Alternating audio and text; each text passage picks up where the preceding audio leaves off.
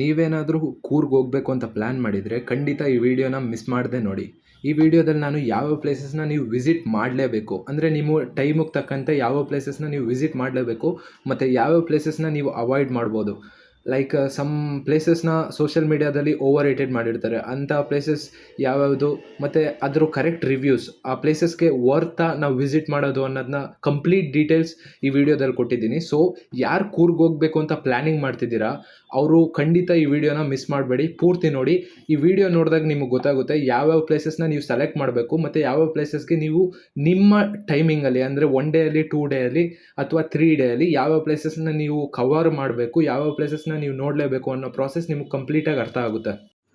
ನಾವು ಯಾವ್ಯಾವ ಪ್ಲೇಸಸ್ನ ವಿಸಿಟ್ ಮಾಡಲೇಬೇಕು ಅನ್ನೋ ಪ್ಲೇಸಸ್ನ ನೋಡೋಣ. ಫಸ್ಟ್ ಪ್ಲೇಸ್ ಬಂದ್ಬಿಟ್ಟು ದುಬಾರೆ ಎಲಿಫೆಂಟ್ ಕ್ಯಾಂಪ್ ಅಂತ. ಇದು ಅರೌಂಡ್ 30-35 ಕಿಲೋಮೀಟರ್ಸ್ ದೂರ ಇದೆ ಮಡಿಕೇರಿಯಿಂದ, ಅಂದರೆ ಕೂರ್ಗ್ ಸೆಂಟರಿಂದ ಇದು 30-35 ಕಿಲೋಮೀಟರ್ಸ್ ದೂರ ಇದೆ.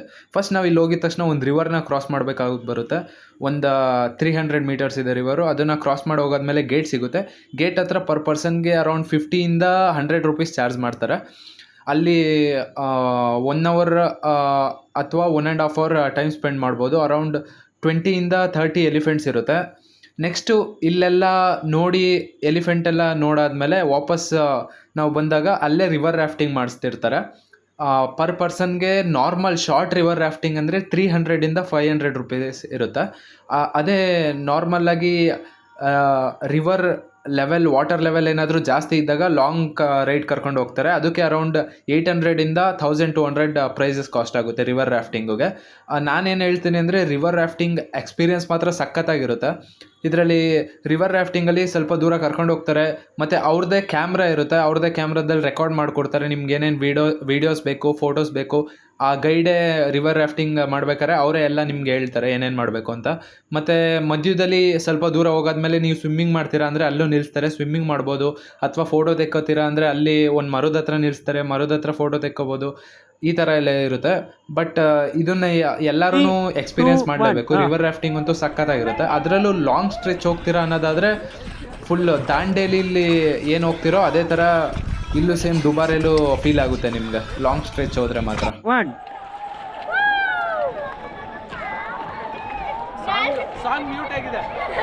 ಸಾಂಗ್ ನೀವು ಎಡಿಟ್ ಮಾಡ್ಕೋಬೇಕು. ಓಕೆ, ಈಗೇನು ವೀಡಿಯೋಸ್ ಎಲ್ಲ ನೋಡಿದ್ರಲ್ಲ, ಇದು ನಾವು ಹೋಗಿದ್ದು ಶಾರ್ಟ್ ಸ್ಟ್ರೆಚ್ ರೈಡ್ಗೆ. ಅಂದರೆ ಆ ಟೈಮಲ್ಲಿ ನದಿಲಿ ಅಷ್ಟೊಂದು ನೀರು ಇರಲಿಲ್ಲ ನಾವು ಹೋಗಿದ್ದ ಮಂತಲ್ಲಿ. ಸೊ ನಮ್ಮದು ಜಾಸ್ತಿ ಡಿಸ್ಟೆನ್ಸ್ ಅವ್ರು ಕರ್ಕೊಂಡು ಹೋಗಿದ್ದಿಲ್ಲ. ಯಾವಾಗೆಲ್ಲ ರೈನಿ ಸೀಸನ್ ಇರುತ್ತೆ, ನದಿ ಜಾಸ್ತಿ ಹರಿತಿರುತ್ತೆ ನೋಡಿ, ಅವಾಗ ಅವರು ಲಾಂಗ್ ಸ್ಟ್ರೆಚ್ ಕರ್ಕೊಂಡು ಹೋಗ್ತಾರೆ. ಅದು ಮಾತ್ರ ಫುಲ್ ಅಡ್ವೆಂಚರಸ್ ಆಗಿರುತ್ತೆ. ಸೇಮ್ ದಾಂಡೇಲಿಲಿ ರಿವರ್ ರಾಫ್ಟಿಂಗಲ್ಲಿ ಏನು ಫೀಲ್ ಬರುತ್ತೋ ಇಲ್ಲೂ ಸೇಮ್ ಅದೇ ಥರ ಬರುತ್ತೆ. ಓಕೆ, ಜಾಸ್ತಿ ಟೈಮ್ ವೇಸ್ಟ್ ಮಾಡೋದು ಬೇಡ. ಈಗ ನೆಕ್ಸ್ಟ್ ಇಂಪಾರ್ಟೆಂಟ್ ಪ್ಲೇಸ್ ನೋಡೋಣ. ನೆಕ್ಸ್ಟ್ ಬಂದ್ಬಿಟ್ಟು ಮಂದಲಪಟ್ಟಿ ಅಂತ. ಇದು ಅರೌಂಡ್ 15 ಕಿಲೋಮೀಟರ್ಸ್ ದೂರ ಇದೆ ಮಡಿಕೇರಿ ಕೂರ್ಗ್ ಸೆಂಟರಿಂದ. ಈ ಪ್ಲೇಸಸ್ಗೆ ನೀವು ಹೋದಾಗ ಅಲ್ಲಿಂದ ಬೇಸಿಂದ ಜೀಪ್ನ ತಗೋಬೇಕಾಗುತ್ತೆ ಟಾಪರ್ಗೂ ಜೀಪಲ್ಲಿ ಹೋಗಿ ಟಾಪಲ್ಲಿ ಒಂದು 200 ಮೀಟರ್ಸ್ ನಡ್ಕೊಂಡು ಹೋದರೆ ನಮಗೆ ಫೈನಲ್ ವ್ಯೂ ಪಾಯಿಂಟ್ ಸಿಗುತ್ತೆ. ಇದನ್ನು ನೀವು ಮಾರ್ನಿಂಗ್ ಟೈಮ್ ಹೋದರೆ, ಅದು ವಿಂಟರ್ ಸೀಸನ್ ಅಥವಾ ರೈನಿ ಸೀಸನಲ್ಲಿ ಮಸ್ತಾಗಿರುತ್ತೆ.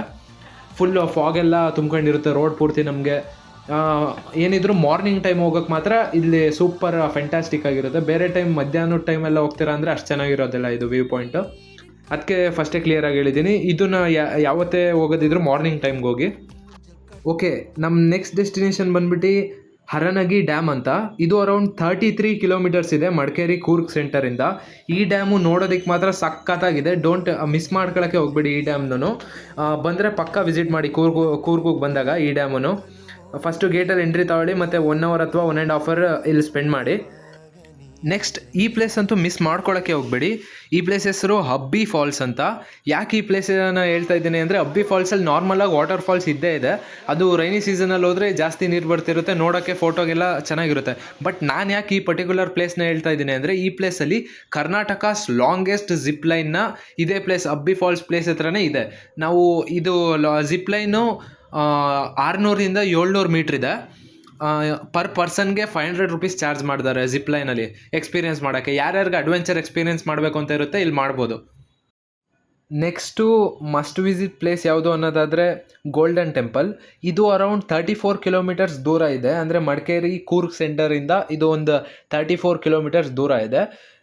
ನೀವಿಲ್ಲಿ ಹೋದಾಗ ಆಲ್ಮೋಸ್ಟ್ ಆಲ್ ಟಿಬೆಟಲ್ಲಿ ಯಾವ್ಯಾವ ಥರ ದೇವಸ್ಥಾನ ಇರ್ತಿತ್ತೋ ಅಥವಾ ಮನೆಗಳಿರ್ತಿದ್ವೋ ಆ ಥರದನ್ನ ನೀವಿಲ್ಲಿ ನೋಟಿಸ್ ಮಾಡ್ಬೋದು. ಮತ್ತು ಅವ್ರದ್ದು ಸ್ಟೈಲ್ ಆಗಿರ್ಬೋದು ಅದನ್ನೆಲ್ಲ ನೀವಿಲ್ಲಿ ಹೊಸ್ದಾಗಿ ಎಕ್ಸ್ಪೀರಿಯೆನ್ಸ್ ಮಾಡ್ಬೋದು. ಸೊ ಅದಕ್ಕೋಸ್ಕರ ಈ ಪ್ಲೇಸ್ನೂ ನೀವು ವಿಸಿಟ್ ಮಾಡಲೇಬೇಕು. ಯಾಕಂದರೆ ಇದು ಕರ್ನಾಟಕದಲ್ಲೇ ಯುನೀಕ್ ಅಲ್ವಾ, ಬೇರೆ ಕಡೆ ಎಲ್ಲೂ ಸಿಗಲ್ಲ ನಿಮಗೆ ನೋಡೋಕ್ಕೆ. ಅದಕ್ಕೋಸ್ಕರ ಇದನ್ನು ನೀವು ವಿಸಿಟ್ ಮಾಡಲೇಬೇಕು. ನೆಕ್ಸ್ಟ್ ಪ್ಲೇಸ್ ಯಾವುದು ಅನ್ನೋದಾದರೆ ಮಲಾಲಿ ಫಾಲ್ಸ್ ಅಂತ.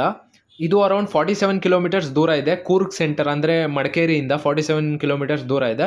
ಮತ್ತು ಈ ವಾಟರ್ ಫಾಲ್ಸು ಈಗ ಎಷ್ಟು ವಾಟರ್ ಫಾಲ್ಸ್ ನೋಡೋದು ಅದು ಎಲ್ಲದಕ್ಕಿಂತ ಬೆಸ್ಟ್ ಇದನ್ನು ನೀವು ವಿಸಿಟ್ ಮಾಡಲೇಬೇಕು. ಮಲಾಲಿ ಫಾಲ್ಸ್ ಅಂತ ಸ್ವಲ್ಪ ದೂರ ಇದೆ, ಬಟ್ ನೀವು ವಿಸಿಟ್ ಮಾಡಿ, ಇದ್ರ ಎಕ್ಸ್ಪೀರಿಯೆನ್ಸು ಕ್ರೇಜಿಯಾಗಿರುತ್ತೆ.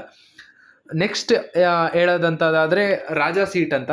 ಇದು ಆಲ್ಮೋಸ್ಟ್ ಆಲ್ ಫೇಮಸ್, ಎಲ್ಲರಿಗೂ ಗೊತ್ತಾಯಿದೆ. ರಾಜಾ ಸೀಟ್ಗೆ ಎಲ್ಲರೂ ಹೋಗ್ತಾರೆ.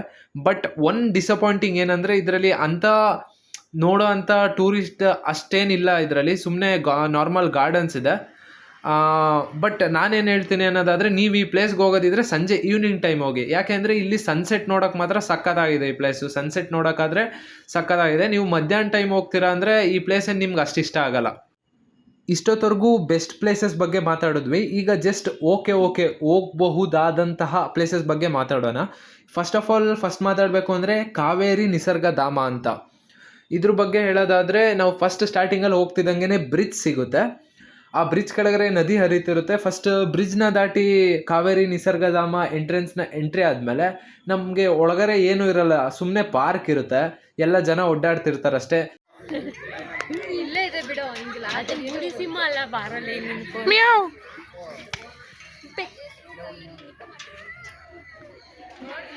ಆ ಪಾರ್ಕಲ್ಲಿ ಒಂದು ಸ್ವಲ್ಪ ದೂರ ಆದಮೇಲೆ ಒಂದು ಜಿಂಕೆ ನೋಡೋಕೆ ಸಿಗ್ಬೋದು ಅಷ್ಟೇ. ಜಿಂಕೆನ ಕೂಡಾಕಿರ್ತಾರೆ, ಅದನ್ನ ನೋಡೋಕೆ ಸಿಗ್ಬೋದು.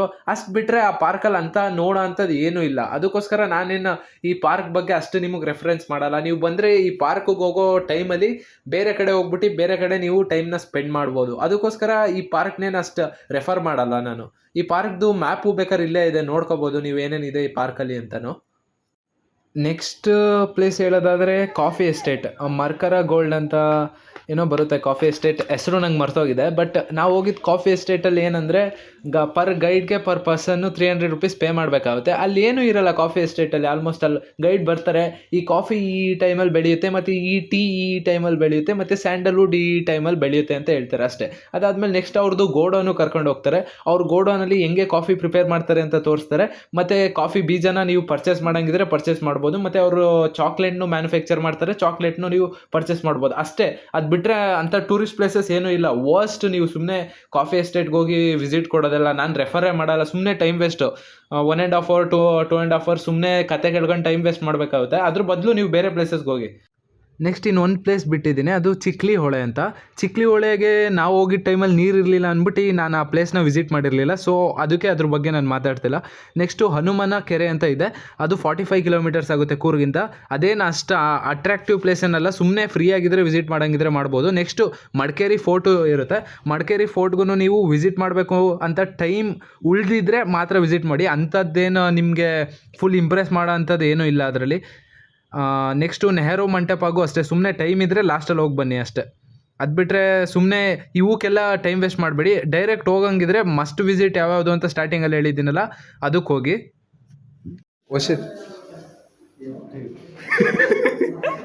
ಮತ್ತು ವಿಡಿಯೋ ನೋಡ್ತಾ ನಿಮಗೆ ಸುಸ್ತಾಗಿರ್ಬೋದು, ಅದಕ್ಕೆ ಹೋಗ್ತಾ ನನ್ನ ಫ್ರೆಂಡ್ ಎಣ್ಣೀರು ತಂದಿದ್ದಾನೆ, ಎಣ್ಣೀರು ಕುಡ್ಕೊಂಡು ಹೋಗಿ ಅಷ್ಟೇ. ಮತ್ತು ನೆಕ್ಸ್ಟ್ ವೀಡಿಯೋದಲ್ಲಿ ನಿಮ್ಮನ್ನೆಲ್ಲರನ್ನೂ ಭೇಟಿ ಆಗೋಣ. ಇಲ್ಲಿಗೆ ನನ್ನ ವೀಡಿಯೋ ಮುಗೀತು. ಇಷ್ಟ ಆಯಿತು ಅಂದರೆ ಲೈಕ್ ಮಾಡಿ. ಸದ್ಯದಲ್ಲಿ ನೆಕ್ಸ್ಟ್ ವೀಡಿಯೋದಲ್ಲಿ ಮತ್ತೆ ಸಿಗುವ.